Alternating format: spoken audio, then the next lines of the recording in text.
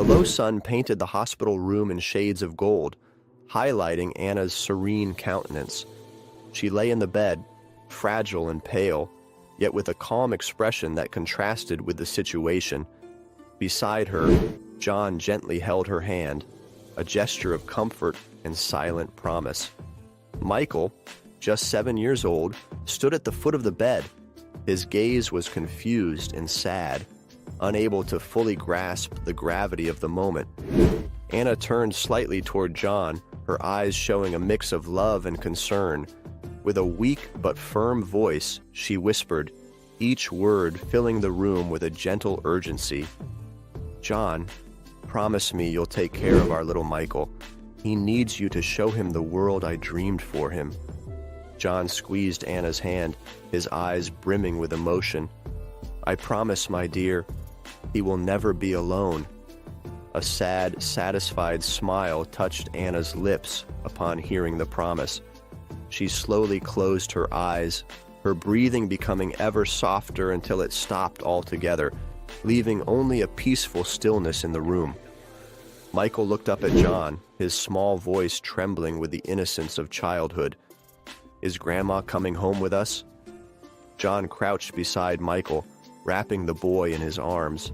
He struggled to keep his voice steady, pain and love mixing in his words.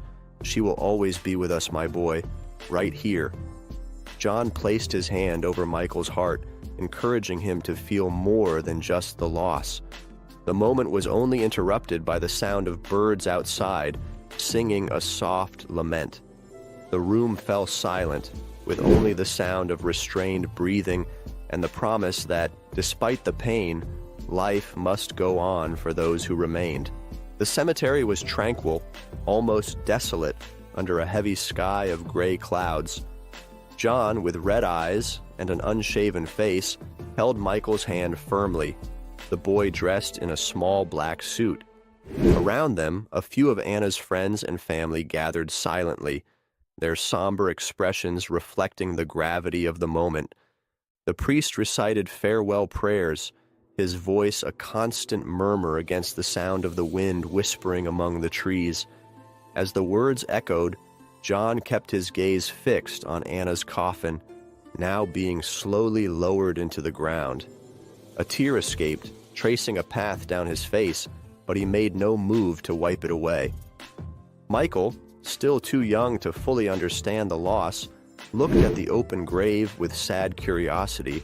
His puzzled expression did not change, even as the first shovel of dirt fell onto the coffin with a dull thud.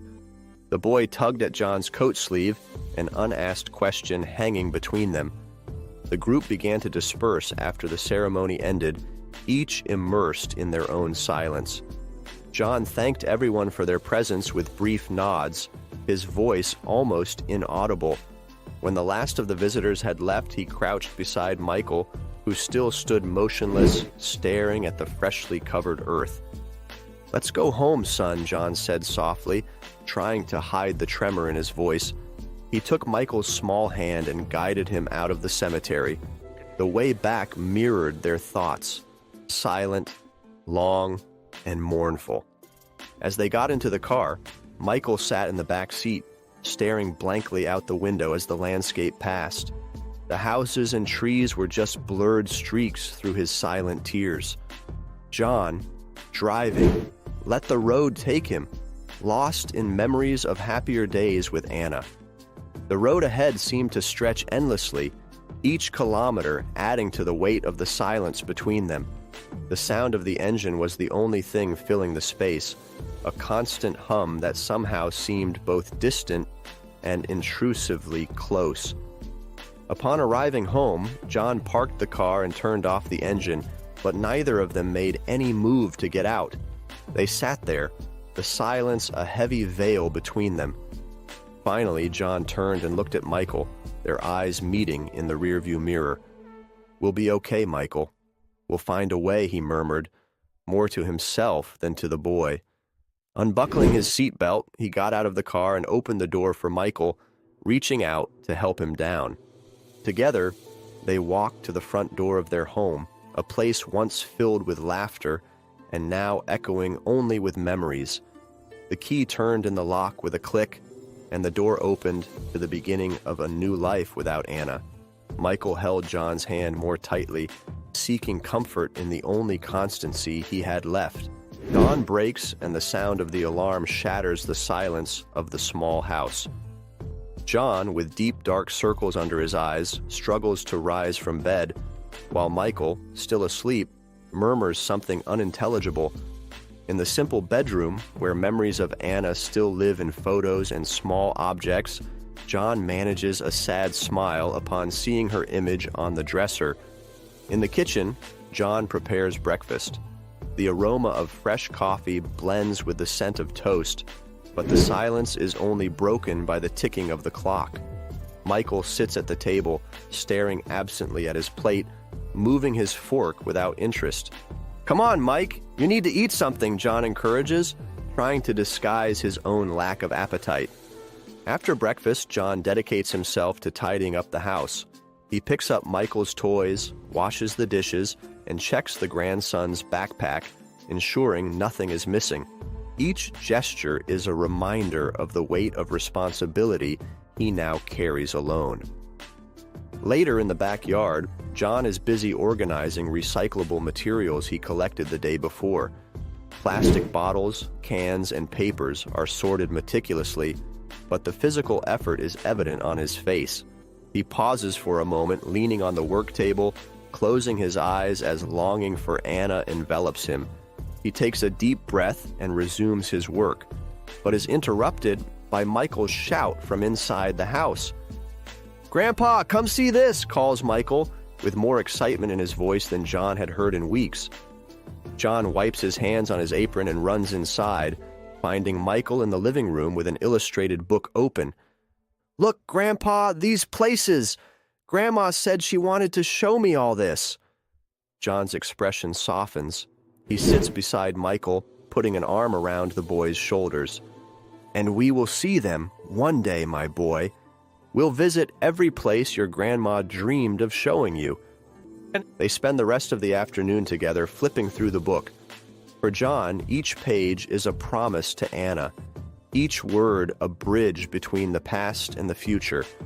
As the sun sets, casting long shadows through the room, John feels, even if just for a brief moment, that perhaps he can fulfill the promise made to Anna.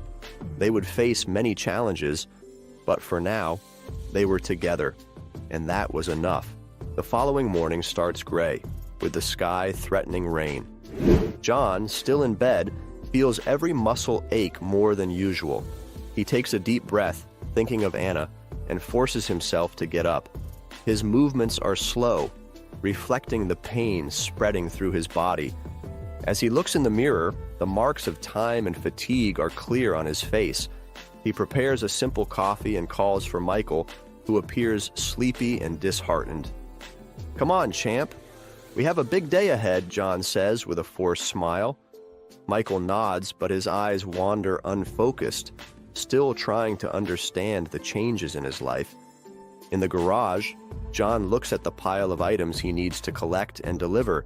He tries to lift a heavier box and feels a sharp twinge in his back. With a muffled groan, he leans on the table, taking deep breaths. "Just one more effort," he murmurs to himself.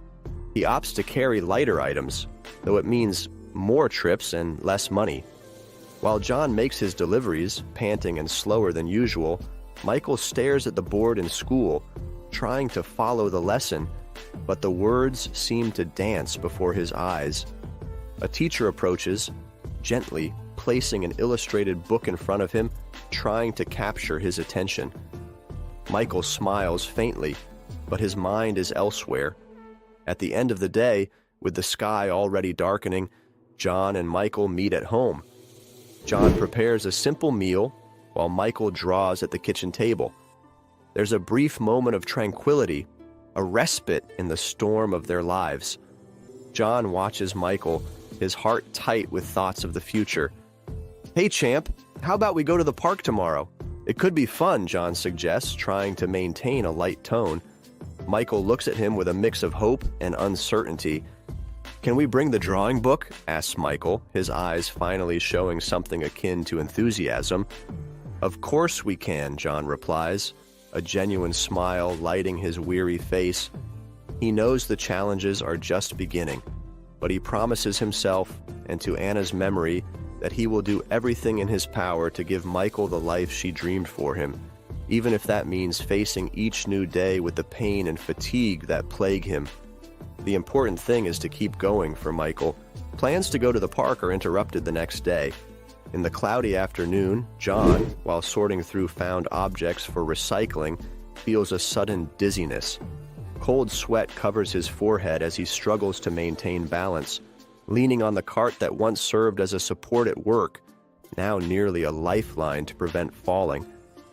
Michael, playing with a toy car nearby, notices the change in his grandfather's posture and stops, looking at him with concern. "Grandpa, are you okay?" Michael's voice carries a mix of innocence and fear. Without answering, John tries to smile to reassure his grandson, but his vision begins to darken. Struggling, he murmurs, "Michael, go! Go call Mrs. Maria, quick!" Michael, hesitant, looks around. The neighbor, Mrs. Maria, usually tends to her garden at this hour. With uncertain steps, the boy runs toward the neighboring house, tripping over his own legs, moved by the urgency the situation demands. Mrs. Maria, seeing Michael so distressed, drops her gardening tools and rushes to John. She finds him gasping and pale, leaning against the cart. "John, what happened? I'm calling an ambulance!" While medical help is yet to arrive, neighbors begin to gather around John, whispering among themselves about the tough situation he and Michael have been facing. The news spreads quickly through the neighborhood, and the expressions of concern are palpable. The ambulance arrives and paramedics attend to John efficiently, while the community watches in silence. Michael, by Mrs. Maria's side, holds her hand, seeking some comfort. At the hospital, while John is taken for exams, Michael sits in the waiting room surrounded by neighbors who take turns comforting him. Solidarity begins to take shape. Discussions about how they can further help the old friend and his grandson start to arise. "He never asked for anything from anyone, always taking care of that boy alone," comments Mr. Carlos, an old neighbor. "Yeah, but now it's time for us to help them, right?" replies Mrs. Marta, always present at community events. The scene closes with Michael looking at the door through which John disappeared, holding a toy car, a symbol of his still-present childhood. The worry in his gaze is clear, but the presence of neighbors brings a glimpse of hope. Back from the hospital, after a long night admitted, John now rests on the sofa, covered by a faded blanket. The room is filled with the soft sound of conversations and laughter. On the coffee table, a profusion of dishes with cakes and pies offered by the neighbors. Michael, playing with a car on the floor, seems more at ease with the visitors coming and going. Maria, the next-door neighbor, sits beside John and holds his hand warmly. "Maria, John, you are not alone. Look at all of us here. We're with you." John smiles, his face marked by fatigue, but his eyes gleam with new hope. "John, I didn't know we had so many friends." "Thank you, Maria. This means a lot to us, especially for Michael." As they talk, a group of neighborhood teenagers enters, bringing games and books for Michael. They squat next to the boy, explaining each game with patience and kindness. One of them says, "Michael, let's see which of these games you like best. This one is about building things. You're going to love it."